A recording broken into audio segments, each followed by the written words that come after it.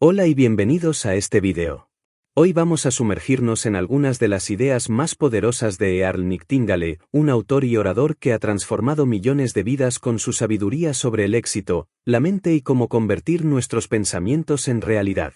Si alguna vez te has preguntado cómo puedes llevar tu vida al siguiente nivel, este video es para ti. Vamos a explorar conceptos que podrían ser el punto de partida de un cambio profundo en tu vida, así que quédate hasta el final. Y no olvides suscribirte al canal, darle like a este video y compartir tus pensamientos en los comentarios. Tu participación es lo que realmente hace esta experiencia más enriquecedora para todos. El descubrimiento. Para poder disfrutar plenamente de la prosperidad y del sentido de logro que la acompaña, es necesario haber conocido la pobreza y un entorno donde la supervivencia diaria es el único propósito de la vida. Cuando era joven, no sabía nada sobre la sensación de logro, pero estaba demasiado familiarizado con lo que significaba ser pobre. No parecía molestarle a los otros niños, pero a mí sí me afectaba. Lo que lo hacía aún más frustrante para mí, siendo un chico de 12 años, era ser pobre en el sur de California, donde parecía haber tantas personas ricas. De hecho, cualquiera que tuviera un automóvil, un refrigerador eléctrico y alfombras de pared a pared era, según mi criterio, una persona rica, y los hijos de estas personas me parecían realmente afortunados. Decidí descubrir por qué algunas personas eran ricas mientras tantas otras, como nosotros, éramos pobres. El año era 1933, el punto más bajo de la Gran Depresión. Millones de personas estaban desempleadas. Mis dos hermanos y yo teníamos suerte. Aunque nuestro padre había desaparecido en busca de mejores oportunidades, nuestra madre nunca faltaba un día a su trabajo en la fábrica de costura de la WPA. Sus ingresos, recuerdo bien, eran de $55 al mes, lo que nos permitía sobrevivir. Vivíamos en la ciudad de las carpas, detrás de los viejos apartamentos Mariner, en la zona costera de Long Beach, California. ¿Cuál es la diferencia?, me preguntaba a mí mismo. ¿Por qué algunas personas están bien económicamente y otras no? ¿Por qué algunos reciben un buen salario mientras que otros están tan mal pagados? ¿Qué es lo que marca la diferencia? ¿Qué está pasando aquí? Intenté hacerles estas preguntas a los adultos que vivían en nuestro vecindario y pronto descubrí que no sabían más que yo. De hecho, hice un descubrimiento que para mí fue asombroso. Los adultos de nuestro barrio no sabían absolutamente nada. Eran personas dolorosamente ignorantes, impulsadas por el instinto, dirigidas por otros. Mi madre tenía muchas cualidades entrañables. Una de ellas era su constante buen ánimo, otra, su amor por los libros. Frecuentaba la biblioteca pública, y mi recuerdo más querido de ella es verla comer avena con leche temprano en la mañana, bajo una bombilla colgante y desnuda, con un libro apoyado frente a ella. Le fascinaban especialmente los libros de viajes. Nunca pudo viajar en persona, pero exploraba el mundo de polo a través de sus libros sobre viajes y aventuras. Estoy seguro de que eso la ayudaba a mantener la cordura durante esos años tan duros. Era una mujer atractiva, aún joven, pero completamente dedicada a la crianza de sus hijos. Sus libros y nuestra radio destartalada eran su único entretenimiento. Leía durante los largos trayectos en el tren eléctrico Pacific hacia y desde su trabajo en Los Ángeles, y también después de que nosotros, sus hijos, nos íbamos a dormir. Los fines de semana, tras limpiar y hacer la colada, sus libros llenaban nuevamente su mundo de emocionantes viajes y grandes aventuras. Más adelante en la vida, me di cuenta de que mi madre nunca tuvo que estar en un sofocante cobertizo de aduanas, ni ver cómo su equipaje desaparecía en 3 taxis italianos, ni luchar con un idioma extranjero o una moneda extraña. Aún así, había viajado de un extremo al otro del planeta y conocía los lugares más remotos del mundo. Que hubiera logrado esto sin salir jamás del condado de Los Ángeles era un tributo al excelente sistema de bibliotecas públicas. Y no le costó ni un centavo. Fue a la biblioteca pública de Long Beach a donde acudí en busca del esquivo secreto del éxito. No sabía dónde buscar entre esos miles de libros, pero estaba seguro de que debía encontrarse allí en alguna parte. Me parecía lógico que si alguien alguna vez lo había descubierto, sin duda lo habría plasmado en un libro. Sin embargo, una vez que inicié mi búsqueda, pronto me desvié hacia el mundo de la ficción más emocionante, los libros de los Hardy Boys, las expansivas historias de Edgar Rice Burroughs y los westerns de Zane Grey. Después, llegaron las fascinantes historias de los indios de las llanuras escritas por Stanley Vestal, y antes de darme cuenta, estaba tan enganchado a los libros como mi madre. Aprendí sobre la importancia de la honestidad, la integridad personal y el valor, así como sobre creer en lo que es justo y estar dispuesto a luchar por ello. Sé que mi primer romance con los libros fue lo que me permitió obtener una educación superior a la media. Más tarde, cuando la Segunda Guerra Mundial se vislumbraba en el horizonte, dejé la escuela y me alisté en el Cuerpo de Marines. Pero continué mis estudios. Leía todo lo que caía en mis manos. Tomé 2 decisiones que guiarían el resto de mi vida. La primera fue descubrir el secreto del éxito. La segunda, convertirme en escritor. Amaba los libros y quería escribir los míos propios. Hacia el final de la guerra, me encontré de vuelta en Estados Unidos, trabajando como instructor en Camp Lejeune, Carolina del Norte. Al conducir entre la base y la cercana Jacksonville, noté que una estación de radio estaba en construcción. Decidí postularme para un trabajo de locutor, trabajando noches y fines de semana. Hice una audición y me contrataron. Sentarme ante el micrófono en esa pequeña estación de radio, WJNC Jacksonville, en Carolina del Norte, marcó el inicio de mi carrera en la radio. El dueño y gerente, Lester Gould, y yo nos hicimos buenos amigos. Me adapté a la radiodifusión como nunca antes en mi vida.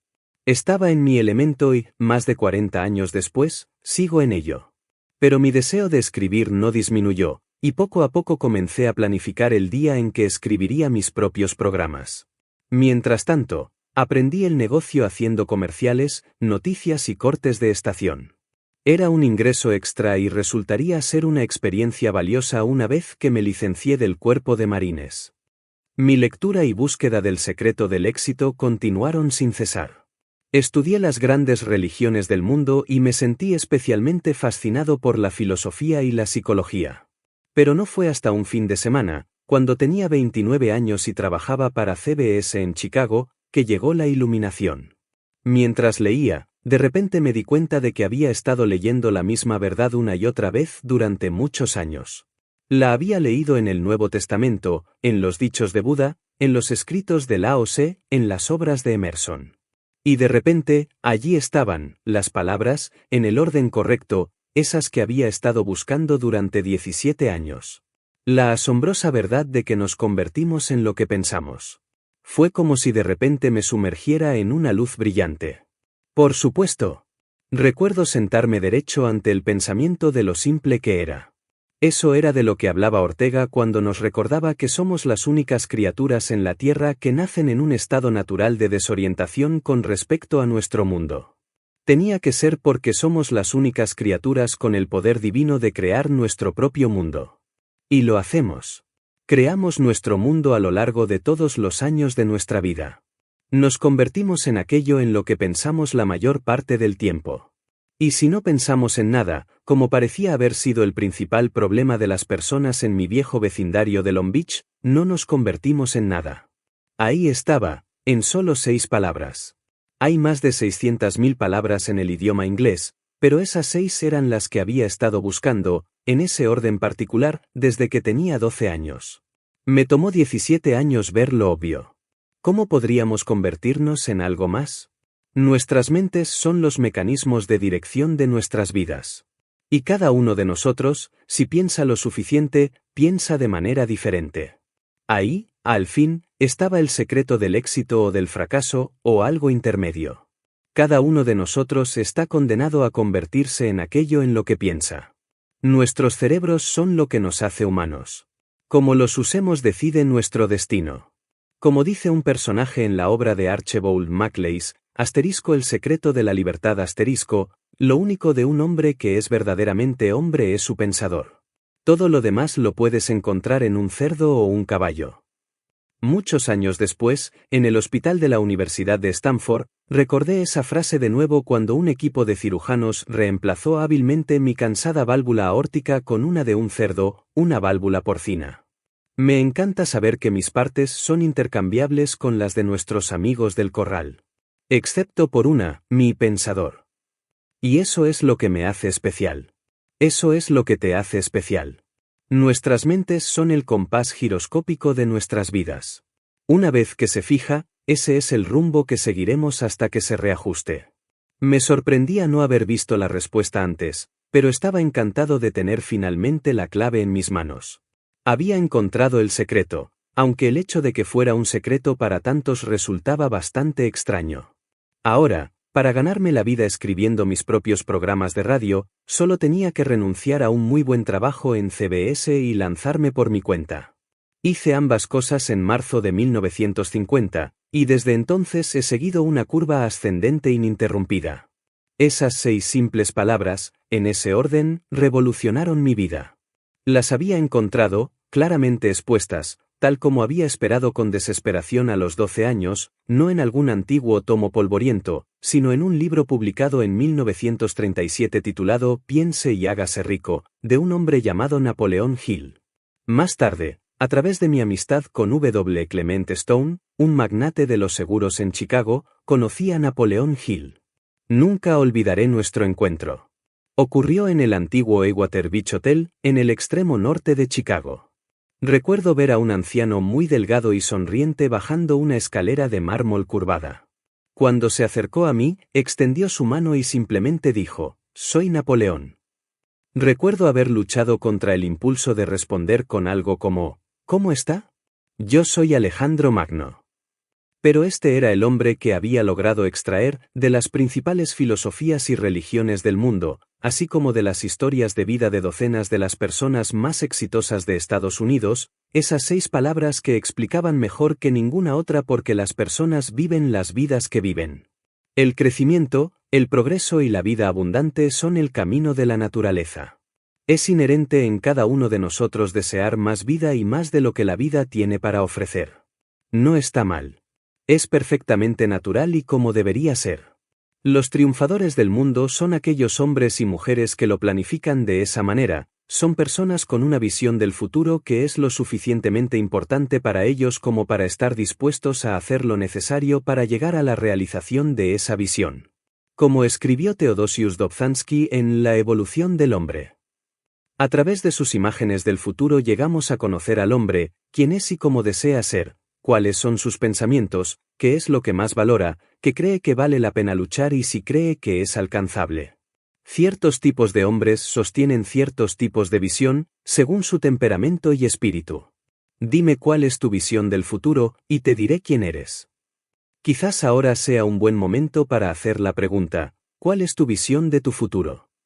Cuando nuestro pensamiento es caótico, nuestras vidas son caóticas. La visualización es el vehículo del ser humano hacia el futuro, ya sea bueno, malo o indiferente. Está completamente bajo nuestro control. No debemos cometer el error de seguir a ciegas a ningún lado, asumiendo que las personas cuyos caminos seguimos saben hacia dónde van. Tal vez ellos piensen que tú eres el líder. Y tal vez, como las orugas procesionarias colocadas en el borde de una maceta, no estés yendo a ninguna parte. Así que hagamos esa pregunta. ¿Cuál es tu visión de tu futuro?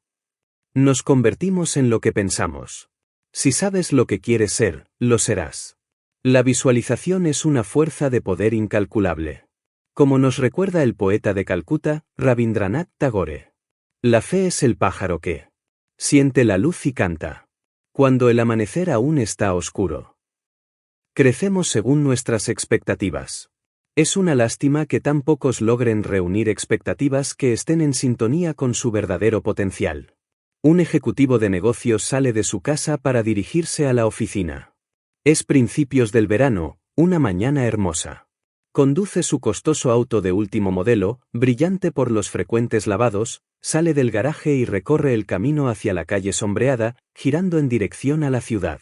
A ambos lados de la calle se ven casas elegantes, con jardines y paisajes bien cuidados, la pintura impecable y las ventanas relucientes en la luz matutina. Nuestro ejecutivo disfruta de la vista. Hermoso, se dice a sí mismo. Es una mañana encantadora, todo está en orden, y su mundo también. Su fino auto apenas emite sonido mientras avanza por la calle limpia y ordenada. El vecindario y las casas a lo largo de la calle reflejan a las personas de su grupo socioeconómico. Es tan natural para nuestro ejecutivo y su esposa haber elegido la casa en la que viven y pagar el precio por ella, como lo es para cualquier familia en cualquier lugar. Piensan y viven en esos términos. El vecindario refleja su educación, aspiraciones y nivel de logros, y su estilo de vida no les cuesta más, en términos porcentuales de ingresos, que a cualquier otra persona en el país. Y, esto es importante, una vez que han adquirido esa casa, el vecindario y la sociedad constantemente refuerzan su visión de sí mismos y de su lugar en el esquema de las cosas. Pueden avanzar más o moverse lateralmente, pero las posibilidades de retroceder o descender son tan pequeñas que se vuelven insignificantes. Su entorno es un espejo de su lugar actual en la escalera del logro humano. En su trabajo, su oficina también es un reflejo de él y refuerza su posición en el esquema de las cosas. Y cuando nuestro ejecutivo regresa a casa por la tarde, una vez más se sumerge en la agradable atmósfera de su lugar en el mundo. Su mundo es un espejo que refuerza sus pensamientos, un reflejo de él, su esposa y su familia. Él es lo que piensa. Hace no mucho tiempo recibí una carta de un oyente de radio en Tarzana, California, el rabino Steven Rubin. En ella, incluía copias de 2 sermones que había dado a su congregación. Uno de ellos se titulaba Tú ya conoces el secreto. En su carta, me escribió: esta charla fue inspirada por tus propios mensajes, y estoy seguro de que reconocerás muchas de las citas que has usado en el pasado. En su sermón, el rabino dijo: sí, descubrí el secreto del éxito, lo que me llevó a explorar los pensamientos de autores, poetas, filósofos, profetas, sabios y un sinfín de maestros de nuestro tiempo y de épocas pasadas para descubrir lo que cada uno de ellos creía acerca del secreto del éxito. Lo que descubrí fue asombroso. Encontré una abundancia de sabiduría tan antigua como nuestra Torá de 3,000 años y tan moderna como la ciencia del siglo XX. Para mi sorpresa, me di cuenta de que, desde la Biblia hasta los filósofos griegos, desde la sabiduría de Roma a través de los estudios medievales sobre la condición humana, desde Shakespeare a Milton, desde Emerson hasta los rabinos del Talmud, cada uno de ellos había descubierto una respuesta al secreto del éxito. Pero el descubrimiento más asombroso de todos fue darme cuenta de que todos ellos, cada uno en su propio lenguaje y a su manera, habían descubierto exactamente el mismo secreto. Esta clave universal del éxito se resume así: tal como piensas, así serás. ¿Y cómo lo expresó Buda? Así como la rueda sigue al buey, así nos convertimos en lo que pensamos. Que su iluminación perdone mi traducción. Sin embargo, si preguntas a 100 personas en Nueva York, Chicago o Los Ángeles cuál es el secreto del éxito, te mirarán como si estuvieras loco, o te darán una docena de clichés, o simplemente sacudirán la cabeza y seguirán caminando. Ninguno de ellos dirá: el secreto del éxito, o del fracaso, de hecho, es que nos convertimos en lo que pensamos. Ciertamente no lo sabían en mi viejo vecindario de Long Beach, California, y todavía no lo saben. ¿Cómo es posible que algo tan importante siga siendo un secreto para tantos? ¿Qué podría ser más crucial para nosotros que la respuesta de por qué nos convertimos en lo que nos convertimos? En este preciso momento, tú eres la suma total de todos tus pensamientos a lo largo de tu vida, y lo mismo ocurre conmigo, con el hombre al otro lado de la calle o con la mujer que entra al supermercado. Obsérvalos, estudia sus rostros. Son las criaturas más fascinantes del planeta, cargadas de posibilidades. Pero, ¿saben ellos eso? ¿Saben que sus vidas diarias son un reflejo de su forma de pensar? Tristemente, la mayoría no lo sabe. La mayoría simplemente mantiene su posición en la pirámide socioeconómica que, sin darse cuenta, han elegido como su destino. Ignoran que, al cambiar sus pensamientos y redirigirlos en nuevas direcciones, una definición de la genialidad, podrían transformar el rumbo de sus vidas. La mayoría simplemente está pasando el tiempo, como si tuvieran un contrato inamovible con la vida. ¿Cómo podemos elevarnos por encima de nuestros errores más evidentes si solo nos limitamos a seguir el compás del tiempo? Hagamos las cosas mejor de lo que se han hecho antes. Encontrémonos con nuestra pareja en la tierra más libre y próspera del mundo y hagamos algo maravilloso con este regalo que misteriosamente nos ha sido concedido. Aquí es donde entra en juego nuestro ADN único e irrepetible.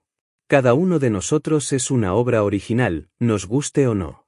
Nadie en todo el universo tiene nuestro conjunto particular de ancestros ni nuestra mezcla genética exacta. Cada uno de nosotros podría imaginarse como una pintura. Cada uno de nuestros padres, y los miles de ancestros antes de ellos, ha añadido una pincelada a esa pintura. Después de nacer, el entorno en el que crecimos sigue contribuyendo a esa obra que somos. Esa composición determina en gran medida cómo tendemos a pensar. Lo que tú puedes hacer y lo que deseas es diferente de lo que yo puedo hacer y deseo, y es distinto también de lo que todos los demás quieren y pueden hacer. Eso es lo que evita que todos deseemos y hagamos lo mismo. Nuestro rico patrimonio genético nos ofrece un abanico de posibilidades, y nuestra sociedad libre nos da la capacidad de elegir. Cuanto mejor es el entorno en el que somos criados, y mejor es nuestra educación, así como la de nuestros padres, mayor es el espectro de oportunidades al que estaremos expuestos durante nuestros años formativos. Pero, elegidos al azar, las probabilidades son de un 95% en contra de que ese entorno ideal haya sido el nuestro. Respecto a nuestro ejecutivo ficticio camino a su trabajo, y a la gente en todas partes, el entorno refleja a quienes viven en él. Si educas a las personas, el entorno cambiará para reflejar ese grado de iluminación, por pequeño o grande que sea. Te invito a que reflexiones sobre tu propio entorno, desde tus primeros recuerdos hasta el presente. Por entorno me refiero a la casa en la que creciste, el vecindario, tu familia. Mientras trabajaba en este libro desde nuestro apartamento en el 9º piso en el suroeste de Florida, recibí una llamada. Era una repartidora suplente de FedEx, queriendo entrar por la puerta principal del edificio. Estaba a punto de abrirle cuando preguntó, ¿dónde está Seal? Estoy en el 9º piso, le respondí. Esperé en la puerta del apartamento para recibir el paquete, y cuando salió del elevador, repitió su frase, no sabía dónde estaba Seal. Como parecía estar de buen humor, le dije en tono de broma, ¿dónde aprendiste eso de ¿dónde estaba Seal? Así hablamos en la parte de Kentucky de donde soy, me dijo. Eso no es razón para ir por aquí, un lugar tan bonito, tratando de convencer a la gente de que eres analfabeta, le dije. No soy analfabeta, señor Nightingale, respondió, ya sin humor. Entonces, ¿por qué intentas convencer a la gente de que lo eres? Le pregunté, sabiendo que mis palabras la habían herido. Esa mañana no hice una amiga, pero espero haberla hecho reflexionar. Algún día será madre, y su manera de hablar no solo afectará con quien se case o si se casará, sino también influirá profundamente en sus hijos. Así es como la ignorancia se transmite de una generación a otra, con el argumento absurdo de si fue bueno para mi papá, es bueno para mí. Pero esa excusa es una trampa. Lo que fue bueno para tu padre ya no es suficiente hoy en día. Si intentamos quedarnos en el mismo lugar, ¿cómo podemos avanzar como especie? Y si quien dice si fue bueno para mi papá, es bueno para mí tuviera que volver a vivir la vida que su padre vivió, seguramente sería un hombre profundamente desilusionado e infeliz. Todo lo que necesitaba esa diligente trabajadora de FedEx era la pregunta correcta, ¿dónde estás? O ¿en qué piso vives? Es curioso cómo una frase tan simple puede reflejar tanto de nosotros. El libro que más recomiendo a quienes desean mejorar su manera de hablar y escribir es *The Elements of Style* de William Strunk Jr. y Eve Witte. Es un libro de bolsillo, fácil de llevar. Otro que disfrutarás y del que aprenderás mucho sobre buena escritura es *The Careful Writer* de Theodore M. Bernstein. Comenzar a formar una colección de excelentes libros sobre el idioma inglés es una gran idea. Y recuerda, puedes volverte experto en cualquier cosa en menos de 5 años. Lo más importante que he aprendido en la vida es que nos convertimos en aquello en lo que pensamos. ¿En qué piensas tú? ¿Cuál es tu objetivo? ¿Puedes escribirlo en una sola oración? Un objetivo a la vez, por favor. Si tienes varios, o metas intermedias hacia una gran meta, enuméralas por separado, 1, 2, 3, 4, y así sucesivamente. Luego responde esta pregunta. Hoy eres la suma total de tus pensamientos hasta este momento en tu vida. ¿Estás satisfecho con tu lugar actual en el mundo? Si la respuesta es sí, ¿cuál es tu próximo destino? Si la respuesta es no, ¿qué vas a hacer al respecto? ¿En qué vas a empezar a pensar? Nosotros controlamos lo que pensamos y, al hacerlo, Cada uno de nosotros determina, en gran medida, su propia suerte. Hace algún tiempo recibí una carta con un pequeño poema de una oyente de radio. En su carta, la mujer escribió: «Siempre he querido escribir poesía». Pero podía notar, tanto por la nota como por el poema, que no era realmente seria acerca de escribir poesía. Alguien que de verdad quiere escribir poesía ha leído mucha poesía, tiene decenas de libros sobre el tema, ha estudiado y trabajado arduamente en ese arte difícil y exigente. Era como la mujer que, después de un concierto, le dijo emocionada al pianista: «Daría cualquier cosa por tocar como tú». A lo que el pianista respondió: «Excepto 20 años y 7 horas diarias de práctica».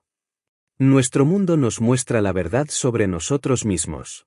Refleja lo que hemos aprendido, lo que hemos hecho y cuánto hemos servido. Hay un dicho antiguo: «Lo que eres habla tan fuerte que no puedo oír lo que dices». No me cuentes lo que vas a hacer, muéstrame, hazlo. Siempre he sentido que hablar mucho sobre nuestros planes es un peligro para el logro real. Es como una válvula de vapor: si hablamos mucho sobre lo que vamos a hacer, parece que perdemos energía cuando llega el momento de actuar. Como dice otro cliché, las acciones hablan más fuerte que las palabras. Una pareja que viajaba por la India notó a un joven indio de aspecto agradable sentado junto a un puente cercano a su hotel. Día tras día, lo veían en el mismo lugar, sentado pacientemente. Finalmente, impulsados por la curiosidad, le preguntaron por qué se sentaba allí todo el día, todos los días. Él les respondió: «Creo en la reencarnación. Pienso que he vivido muchas veces antes y que tendré muchas vidas después de esta. Así que en esta vida, simplemente estoy descansando». Él tenía un plan, y lo estaba siguiendo a su manera. ¿Y tú? A menudo me han preguntado personas serias: «Dices que nos convertimos en aquello en lo que pensamos. ¿Qué sucede con las personas que eligen sueños demasiado grandes para sus capacidades inherentes?». Salvo casos de neurosis severa o psicosis, mi experiencia me ha enseñado que, lejos de elegir metas demasiado grandes para nuestras capacidades, tendemos a subestimarnos y a establecer objetivos demasiado pequeños, especialmente al principio. Parece haber una tendencia humana natural a aceptar con facilidad los logros de los demás, pero a dudar de lo que nosotros mismos podemos lograr. Hemos vivido tanto tiempo en nuestra propia piel que tendemos a subestimarnos, a darnos por sentado y a no ver nuestro verdadero potencial de crecimiento y realización. Recuerda que no te estoy sugiriendo que apuntes a la luna, aunque eso ya está en los libros de récords también. Lo que te sugiero es que hagas una evaluación de dónde estás ahora y dónde te gustaría estar, que establezcas una meta que valga la pena, y que comiences a pensar en ella. Al hacerlo, ten presente que te conviertes en aquello en lo que piensas. Quizás, como millones de otros, no has estado pensando mucho en absoluto. Tal vez solo has sido parte de la multitud, con tu mente milagrosa en estado neutral, esperando a que le des un trabajo significativo que hacer. Si tienes dificultades para decidir qué es lo que más te gustaría hacer, aquí tienes un pequeño ejercicio que puede ayudarte. Supón que eres financieramente independiente. Tienes un ingreso sólido y no tienes que preocuparte por ello. Es lunes por la mañana, te despiertas sintiéndote bien y puedes hacer lo que quieras. ¿Qué es lo que más disfrutarías hacer? ¿Y qué harías el martes, el miércoles, el jueves y el viernes? Escríbelo. «Ah, no puede ser eso», podrías decir. «Lo que más disfrutaría sería navegar y trabajar en barcos». Si eso es lo que más te gusta hacer, y lo sabes porque lo has experimentado muchas veces, ahí está la clave. Hay algo en el negocio de los barcos para ti. Y ten en cuenta que cualquier industria, como la de los barcos, tiene miles de componentes diferentes. Si es lo que realmente te apasiona, persíguelo. Cualquier cosa a la que tu mente se incline de manera natural probablemente sea la clave para un futuro satisfactorio y productivo. Examínala, anótala, explórala desde todos los ángulos posibles. Ahí hay oportunidades, mundos de ellas. No elegimos metas que estén más allá de nuestra capacidad inherente para lograrlas. Nuestra propia elección está determinada por lo que somos, podríamos decir, por nuestra predisposición genética. Y, al hacer aquello que más disfrutamos, probablemente realizaremos nuestra contribución más significativa a la sociedad. Y esa contribución, a su vez, será la que determine las recompensas que recibamos. Gracias por acompañarnos hasta aquí. Espero que las ideas de Earl Nightingale te hayan inspirado tanto como a mí. Pero esto es solo el comienzo. En el próximo vídeo seguiremos profundizando en estas poderosas enseñanzas para ayudarte a transformar tus pensamientos y alcanzar tus metas. Así que no te lo pierdas, asegúrate de estar suscrito al canal y activa las notificaciones para que no te falte ninguna actualización. Nos vemos en el próximo vídeo.